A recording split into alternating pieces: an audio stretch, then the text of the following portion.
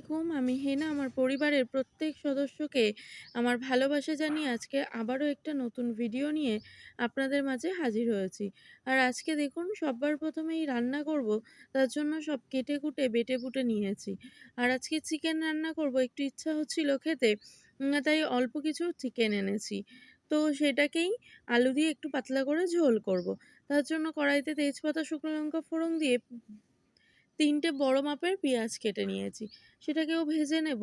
আর বাটা ঘষা দিয়ে রান্না করতে কিন্তু বেশ ভালোই লাগে। তবে একটু সময়টা বেশিই লাগে, যেহেতু আলাদা, আলাদা করে সব মশলাগুলোকে বাটতে হয় তার জন্য। আপনাদের কোনটা ভালো লাগে? অবশ্যই কিন্তু কমেন্টস করে জানাবেন। আর আপনারা কেমন আছেন সেটা কিন্তু জানাতে ভুলবেন না। তো আমার ভিডিওগুলো আপনাদের কেমন লাগছে সেটা অবশ্যই কমেন্টসের মাধ্যমে জানালে আমি বেশি খুশি হব। আর আমার কতগুলো ফ্রেন্ডস আমাকে অনেক ভালোবাসা দিচ্ছে, কারণ এই চ্যানেলটা যখন আমি খুলি তখন ২১৪ জন হয়ে আমি চ্যানেলটা অফ হয়ে গেছিল আমার নিজের কিছু সমস্যা এবং আমার আব্বার জন্য। তারপরে পুনরায় আবার যখন চালু করি, এত মানুষের ভালোবাসা পাচ্ছি, এটাই আমার কাছে অনেক বড় পাওনা। তারপরে ওর পাপাও বাড়ি আছে আজকে। প্রত্যেকদিন যে কাজটা আমার থেকে ছেলেকে ঘুম পাড়ানো, সেটা আজকে পাপার কাঁধে পড়েছে। তবে কি জানেন তো, আমার ছেলে এতটাই ওর পাপা ভক্ত যে ওর পাপা বাড়ি থাকলে আমার আর কোনো খোঁজই হয় না। তারপর ৩-৪ দিন যাবৎ এই মোছাটা আমাদের ঘরেতে ছিল। আর দেখুন কতটা কালোও হয়ে গেছে। তো ১ম অবস্থায় মনে হচ্ছিল পুরোটাই ফেলে দিতে হবে। তারপরে একটু সাহস করে বাছলাম, তারপরে একটু ভয়ও লাগছিল। মোছা তিতে হলে খেতে কিন্তু ভালো লাগে না। তো কিছুটা ফেলে দিয়েছি যেগুলো খুব কালো ছিল। তারপরে এবার এগুলোকে একেবারে পুরোটাই খোসার থেকে ছাড়িয়ে নিচ্ছি, তাতে আমার সুবিধা হয়। আর প্রত্যেকটার মাঝখানের পাপড়ি আর একটা শুঁড় মতো শক্ত থাকে, সেটাকে ফেলে দিয়ে আর যেটা একদমই ছাড়ানো যায় না সেটাকে রেখে দিয়েছি। পুরোটা যতটা ঝিরিঝিরি করে কাটা যায় কেটে নেব। আর মোচা জানেন তো সারারাত ভিজিয়ে রাখলে খুব ভালো হয়। মানে এতটুকুও তিতকুটে ভাবটা থাকে না। আর আগে জানেন তো যখন আমি মোচা বাছতাম, হাত না পুরো কালো হয়ে যেত। কিন্তু এখন না সেই ভয়টা নেই। কারণ অনেকের থেকে শুনেছি সর্ষের তেল হাতে লাগিয়ে নিলে নাকি আর কালো হওয়ার সম্ভাবনা থাকে না। তার জন্য এবারে কিন্তু আমি সর্ষের তেল মাখিয়ে নিয়েছি। আর বিশ্বাস করুন আমার হাতটা কিন্তু এতটুকুও কালো হয়নি। এটাই ভালো লাগছিল। আর নখগুলো যদি কালো হয়ে থাকে কেমন বাজে লাগে দেখতে। তো তার জন্য। আর ঝিরিঝিরি করে কেটে আমি কিন্তু আবার একটু হলুদ মাখিয়ে সারারাত থেকে ভিজিয়ে রাখবো। আর এই যে দেখুন হাতটাকেই দেখাচ্ছিলাম। তো সারারাত ভিজিয়ে রেখে যে কষটা থাকবে সেটা কিন্তু বেরিয়ে যাবে। আর আমি কিন্তু মোচা রান্না করিনি জানেন তো? ভাজা করেছি। আর সকালে ঘুম থেকে উঠছি, দেখি কি ঝিমঝিম করে ভালোই বৃষ্টি পড়ছে। তারপর আবার বেলার দিকে রৌদ্র বেরিয়েছিল, কিন্তু তারপরে যে বৃষ্টি হয়েছে টানা ৩-৪ দিন। তো আমাদের শ্বশুরবাড়িতে তো কিছু বুঝতেই পারিনি। তবে বাপের বাড়িতে নাজেহাল অবস্থা। তারপর কড়াইতে তেল দিয়ে দিচ্ছি, আর আজকে মাছ দিয়ে বেগুন দিয়ে রান্না করব। সেটা আপনারা অনেক সময় দেখে থাকেন, তাই পুরো রেসিপিটা আজকে আর শেয়ার করিনি। কারণ হচ্ছে আমাদের বাড়িতে তো বেগুনে একদমই শুকনো লঙ্কা খায় না, তার জন্য আমি এদের মতোই কাঁচা লঙ্কা দিয়েই করি। আর আগে যদিও অতটা ভালো লাগতো না, তবে এখন আর কি করা যাবে, নিজের জন্য তো আলাদা করে করতে ইচ্ছাও করে না, কারণ একার জন্য না কোনো কিছু আলাদা করে করা হয় না। তার জন্য একটা আলু বা এরকম কিছু নিয়ে খেয়ে নিই। আর রুই মাছটা আনে, তা সেটাকে আবার কখনো ভাজাও রেখে দিই। তো তারপরে বেগুন মাছটাও রান্না করে নেব। পাশে আবার মোচাটা কেটে রেখেছিলাম, ওটাকে ভালো করে ধুয়েও নিয়েছি। আর জানেন তো, আপনাদের এত ভালোবাসা পাচ্ছি, এটা আমার কাছে অনেক বড় পাওনা। যখন চ্যানেলটা আমার অফ করে দিই, তখন মাত্র ২১৪ জন সাবস্ক্রাইবার ছিল। আর এখন মাশাআল্লাহ আমার অনেকটাই হয়েছে। আপনারা যদি এইভাবে পাশে থাকেন, একটা হতদরিদ্র মাকে আমার মাকে আমি ভালো রাখতে পারবো। দেখুন আমার যা রোজগার তাতে আমার চলে যাবে। কিন্তু আমার বড় দাদা নেই, তার জন্য আমার মাকে একটু টেক কেয়ার করতে পারলে আমার নিজেরও ভালো লাগবে এবং নিজেকে মনে করব যে কিছু একটা করতে পারলাম। আর বলতে, বলতে দেখুন মোচাটাকেও আমি প্রেশারে দিয়ে দিয়েছিলাম। জানেন তো? একটা সিটি মেরে নামিয়ে রেখেছি। আর মোচাটা গলেও গেছে। আর তার জন্য কড়াইতে একটা শুকনো লঙ্কা আর একটা তেজপাতা ফাটিয়ে দিয়ে দিয়েছি। আর আলু জানেন তো ডুমো, ডুমো করে কেটে লবণ মাখিয়ে আলাদা করে রেখে দিই ১০ মিনিট। তারপরে তেলের ওপর দিয়ে দিই। আর একটু লবণ, একটু হলুদ, তারপরে আলুটা যখন মজে আসবে একটা বড় মাপের পেঁয়াজ দিয়ে দেব। যখন একটু পেঁয়াজটার রংটা পাল্টাবে তখন আবার মোচাটাকে দিয়ে দেব। দিয়ে ভালো করে ভাজা, ভাজা করব। আর নামানোর আগে একটু সামান্য চিনি দিলে কিন্তু ব্যালেন্স করে টেস্টটাও খুব ভালো আসে। আপনারা অবশ্যই মোচা ভাজা খেয়ে দেখবেন, খেতে কিন্তু অসম্ভব ভালো হয়। চিংড়ি মাছ দিয়ে তরকারি তো আমরা প্রত্যেকেই খেয়ে থাকি।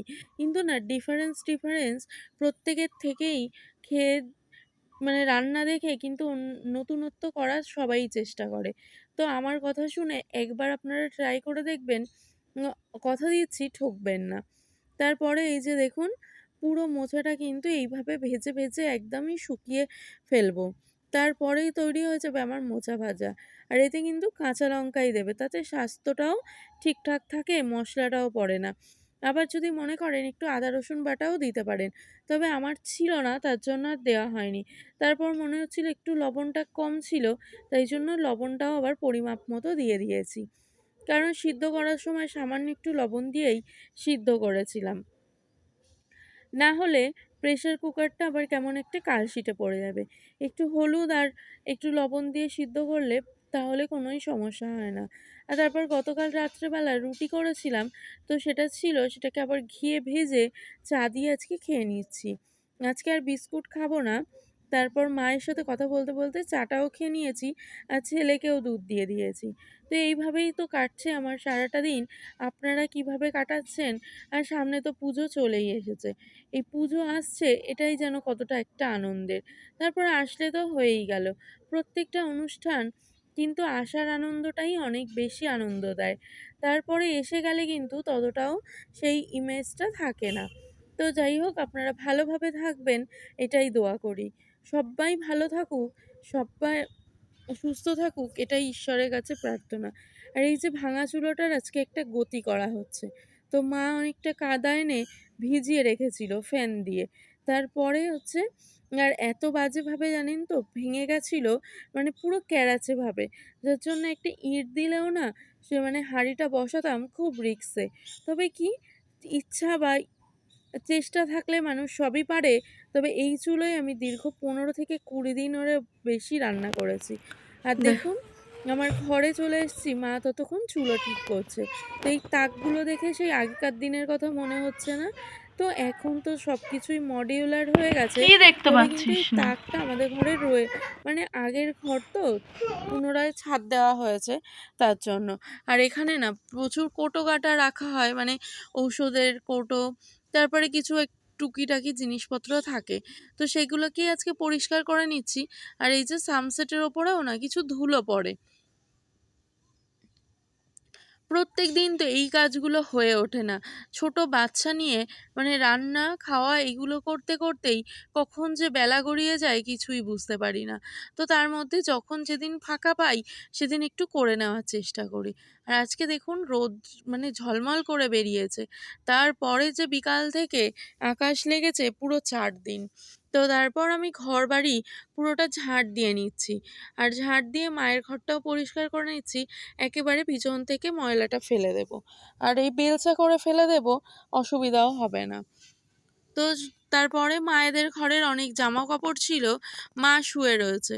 একটু পরেই মা উঠবে, তারপরে খেয়ে নেবে। তো মায়ের ঘরে পর্দা, মশারি এগুলো ছিল, অনেকদিন যাবৎ কাচাও হচ্ছিল না। তো সেগুলোকে আজকে কেচে-কুচে নিয়েছি। তারপরে তো ভাবছিলাম যে বৃষ্টি হবে কিনা। তো দেখুন এতটা জামাকাপড় কলপাড়ে জড়ো করেছি। তারপর তো ঝটপট করে কেচে নিলাম। আর আমি জানেন তো কাচতে বসলে সব একসাথে কোথার থেকে জড়ো করি নিজেও জানি না। আমার তো প্রত্যেকদিন ছোট বাচ্চা বলে এই বালতিটা আমার খাটের কোণে রাখা থাকে সন্ধ্যা থেকে। ও দুপুরের পর থেকে যতটুকু জামা হয় সব এই বালতিতে জড়ো করি। আর আগে একদমই সকালবেলাতে কেচে দিতাম যখন ও খুব ছোট ছিল। এখন তো আর হিসু করে না, তার জন্য আর অতটাও হয় না দুপুরে কাচি। তো সেইগুলো একে একে কেচে দিচ্ছি আর ওর পাপাও দোকানে যায়। তারপরে একেকটা জায়গায় একেক রকম জামা পড়ে যায়। মানে স্কুলে যখন যায় তখন একরকম, তো সেগুলোকে ২ দিন পর পরই কেচে দিয়ে দিই। আর রুমাল তো আছেই।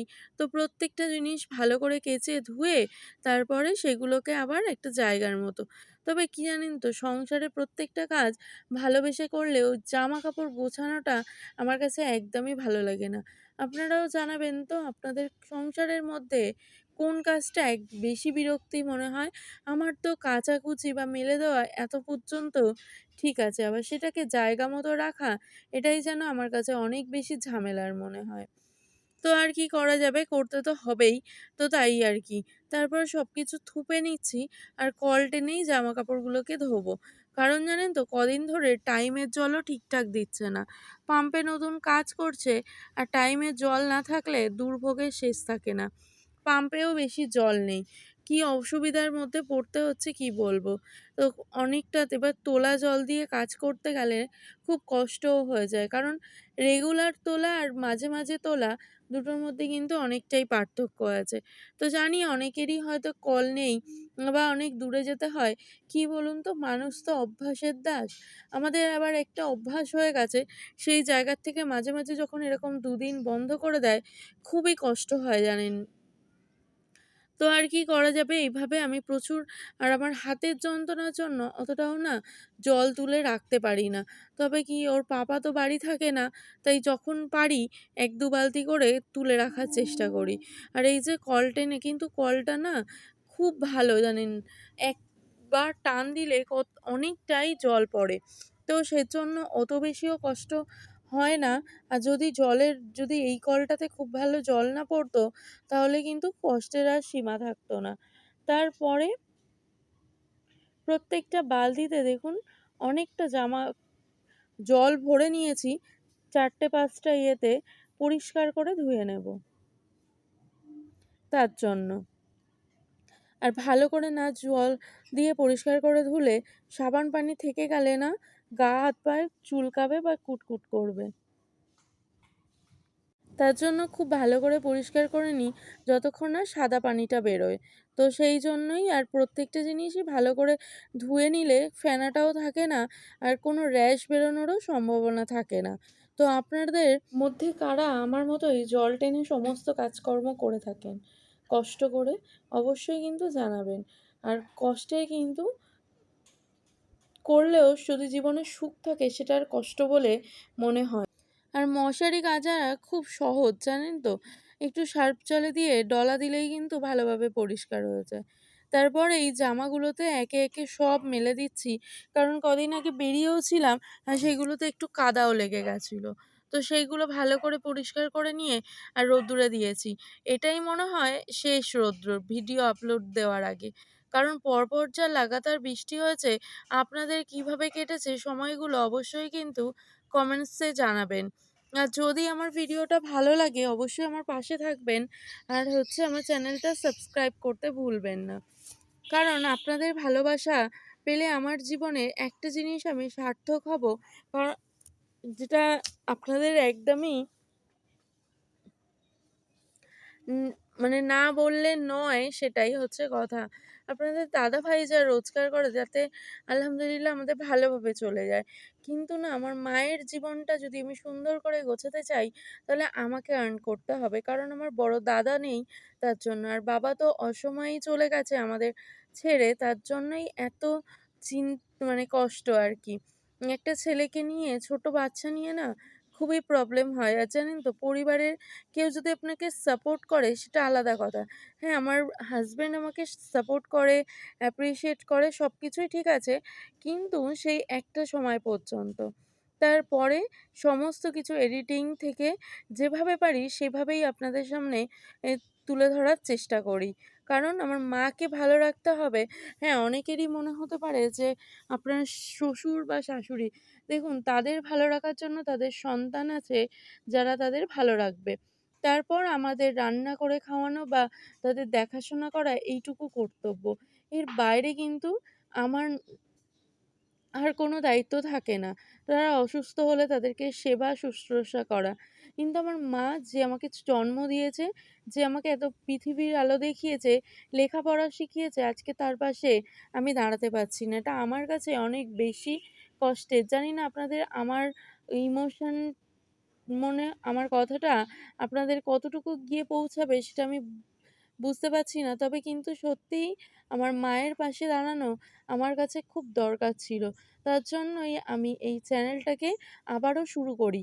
আর দ্বিতীয় কারণ হচ্ছে ভিডিও আপলোড করার জন্য একটা পর্যাপ্ত নেটের প্রয়োজন হয়।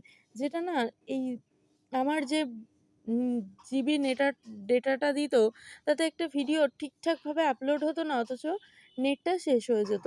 এখন তো বাড়িতে বিএসএনএল এর অনেক ফ্রি অফার ছিল। তার জন্যই সেই এরকমই আমাদের একটা গ্রামীণ ইয়েতে একটা অফার ছিল যে বিএসএনএল এর কানেকশন লাগালে ফ্রিতে। তার জন্য যেদিনই ওয়াইফাইটা লাগানো হয় তার পরের দিন থেকে আমি শুরু করি আমার জীবনের সেই যুদ্ধটা, যেখানে আমার মাকে ভালো রাখতে পারবো। তারপর বিকাল হয়ে গেছে আর আমিও একটু শর্টস ভিডিও করব বলে একটু রেডি হয়ে নিয়ে আর যে জামাকাপড়গুলো কেচেছিলাম সেগুলোকেই আবার জায়গা মতো ভাঁজ করে রেখে দিচ্ছি। তো তারপরে আবার তো রান্নাঘরেও যেতে হবে, তার জন্য এই সময়টুকু আমি নিজের জন্য বার করে নিই। আর ছেলেকেও খাইয়ে বাইরে পাঠিয়ে দিয়েছি। আর দেখুন আজকে পরের দিন সকালবেলাতে পাড়ার থেকে চিংড়ি মাছ যাচ্ছিল।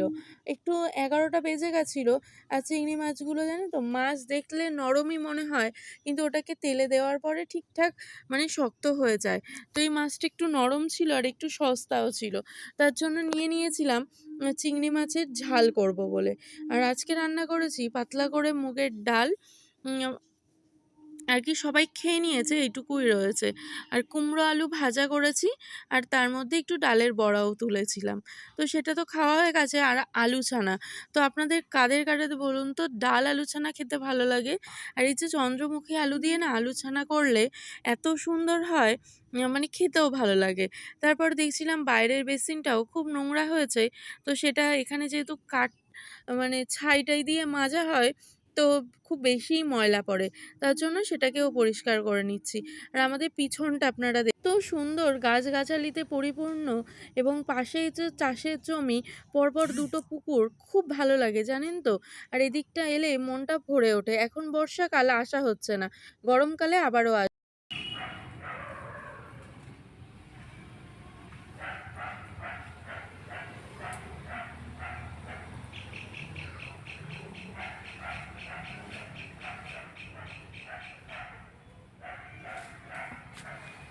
প্রত্যেকটা শিশুই কিন্তু নতুন নতুন শব্দের আবির্ভাব ঘটায়। তো তেমনই আমার ছেলে কিন্তু হচ্ছে থামস আপকে ও নিজের ভাষায় এমস আপ বলে। তো আপনাদের বাচ্চারাও কি এরকম করে? তারপর কি অবশ্যই কিন্তু জানাবেন। রান্নাঘরটাও আর পুরো তারপর গোছানো হয়ে রান্নাঘরটা গেছে পুরোটা গুছিয়ে আর নিয়েছি জায়গা মতো ওর সবকিছু ভাষায়। ও রেখে কি এবার বলে? কি এনে দিয়েছে? ও এমসাপ খেলে কি হয়, পেটে কি করে? করবে কিরম করে পেটে গুড়গুড় করে? ও এরম করে পেটে গুড়গুড় করে? ও তাই। কাক ডাকে, কোকিল ডাকে, কু, গরু ডাকে, সব। তারপরে ঘোড়া ডাকে, ছাগল ডাকে, সব গাড়ি। তাহলে তুমি কি লেখাপড়া করবে না? হ্যাঁ, লেখাপড়া করবে না তুমি? সব সময় গাড়ি? ও দুষ্টু, তুমি লেখাপড়া করবে? বড় হয়ে কি হবে তুমি? ডাক্তার হলে তো লেখাপড়া করতে হবে। হ্যাঁ, তাহলে কি হবে?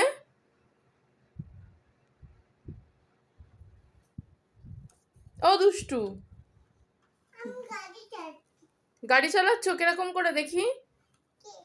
তোমার কোন, তুমি বড় হয়ে কি কিনবে? আর কি কিনবে? বড় গাড়ি কিনবে ও। পারবো তার জন্য দোলনা করে নিচ্ছি। আর দোলনা করলেই ওর কিন্তু মানে ঝুলবে, যেটা আমরাও ছোটবেলায় করে থাকতাম। তো সেটার জন্য ওকে বারে বারে নিচে নামিয়ে দিচ্ছি, যাতে ও যদি ঝুলতে থাকে তাহলে আমারও একটু দেরি হয়ে যাবে। আর ওকে নিচে নামিয়ে দিচ্ছি, ও আমাকে বলছে, "কেউ কি আমাকে সাহায্য করবেন প্লিজ?" মানে এত বড় হয়ে গেছে আমার বাবাটা যে আমার সাথে ও এইভাবে কথা বলছে। তো আমার তো হাসিও পাচ্ছে, কিন্তু তাড়াতাড়ি দোলনাটাও করে নিচ্ছি। কিন্তু শেষ রক্ষা আর হলো না, সেই পুরো রেডি দোলনাতেও ওকে ঝুলতে হলো।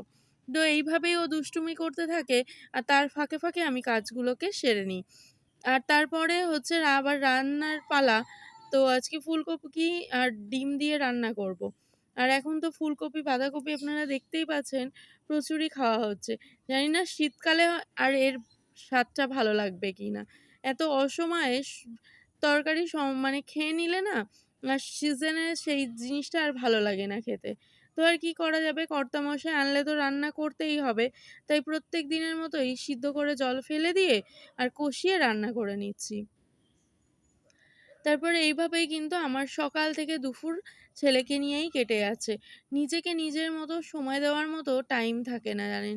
মানে সারাটা দিন। তারপর মা ওয়েট করে থাকে আমার সাথে কথা বলবে বলে। মাকেও না সেই সময়টা দিয়ে উঠতে পারি না। কারণ রান্না, ছেলেকে খাওয়ানো, আবার হচ্ছে সংসারের সবকিছু গুছিয়ে রাখা। তো দেখুন, অগোছালো জিনিস না কারোরই ভালো লাগে না। তবে হ্যাঁ, অনেকেই থাকতে পছন্দ করে, সেটা তাদের ব্যক্তিগত মতামত। তবে আমি যতটুকু পারি নিজেকে একটু গুছিয়ে রাখার চেষ্টা করি। কারণ নিজে যদি ভালো থাকি তাহলে অপরকেও ভালো রাখতে পারবো। আর আমার ছেলেকেও চেষ্টা করি একদম পরিষ্কার পরিচ্ছন্নভাবে রাখার। কারণ ও তো বাচ্চা মানুষ। আর ওর প্রত্যেক দিনের সমস্ত জন্মের পর থেকে ও কখনোই কোনো জামাকাপড়ই ধুয়ে ওকে কখনো জল দিয়ে ধুয়ে পরাইনি। প্রত্যেকটা মুহূর্ত পরিষ্কার জামা ওকে পরিয়েছি। তো সেই অভ্যাসটা ওরও আছে।